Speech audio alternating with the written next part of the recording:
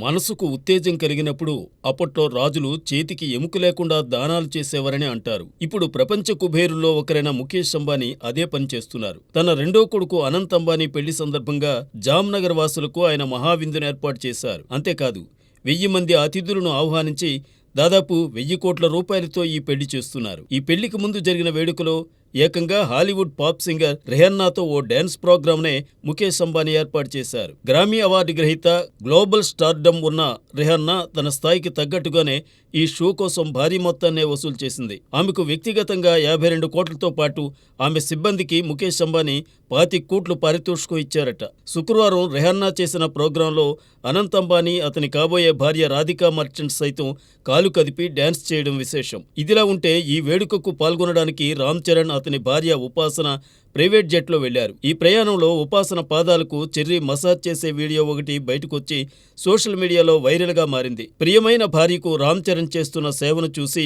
Cutest అంటూ అభిమానులు comments పెట్టారు.